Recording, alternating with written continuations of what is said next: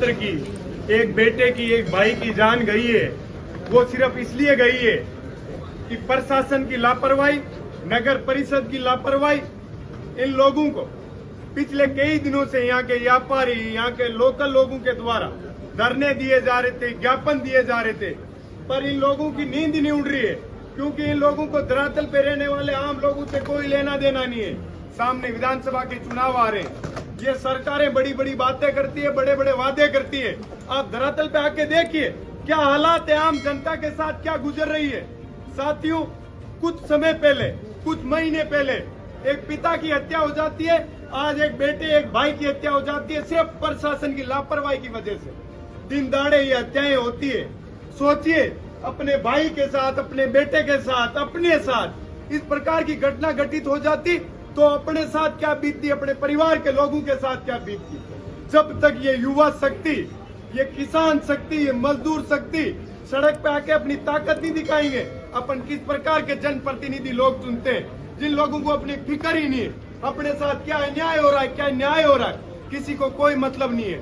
साथियों, अपन लोगों को मजबूती से, बड़ी ताकत के साथ ये लड़ाई लड़नी पड़ेगी, तब जाके आम जनता के साथ ये न्याय की मुहिम चालू होगी।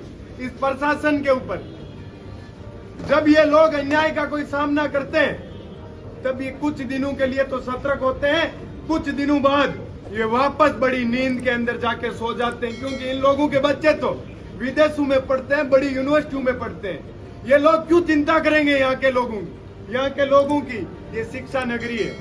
सीकर जैसा शहर जो राजस्थान के सबसे टॉप लिस्ट के अंदर शिक्षा नगरी में आता है, वहाँ इस प्रकार की दुर्घटनाएं होती है, घटनाएं होती है, तो सोचिए प्रदेश के अंदर प्रदेश के मुखिया जी बैठे, उनके ऊपर कोई मतलब नहीं है। बड़े बड़े वादे, बड़ी बड़ी जब रैलियां होती है, जब बड़े जनप्रतिनिधि आते हैं तो घोषणाएं तो बहुत बड़ी बड़ी कर दी जाती है, लेकिन धरातल पे आम जनता को आज भी किस प्रकार की घटनाओं का सामना करना पड़ रहा है। सोचिए, उस 5 बहनों के इकलौते भाई की आज जान चली गई, उनके पिताजी सेना के अंदर देश की सुरक्षा की लड़ाई लड़ रहे हैं, उनके बेटे की हत्या हो गई। सोचिए उस परिवार पे क्या गुजरेगी। यदि इसी प्रकार से इस प्रकार की घटनाएं बढ़ती चली गई तो आम परिवार के लोगों के साथ बड़ा अन्याय होगा।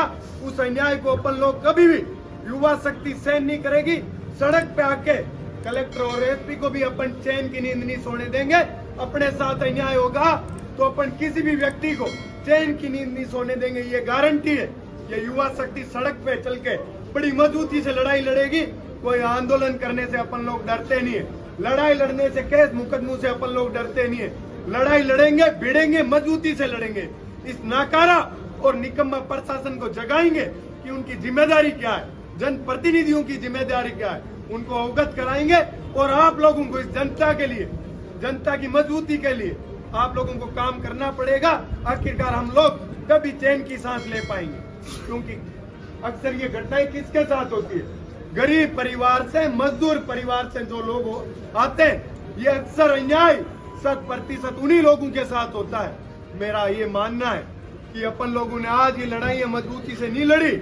आज अपन लोग इनकी डर के आगे, आज प्रत्येक युवा साथी को बाहर निकलने का समय है। और यदि मेरे को जो भी युवा साथी सुन रहा है, यदि मजबूती से अपन लोगों ने ये लड़ाई नहीं लड़ी तो ये आने वाले समय में एक न एक दिन अपने भी भाई या बहन, अपने भी पिता के साथ ये अन्याय होगा।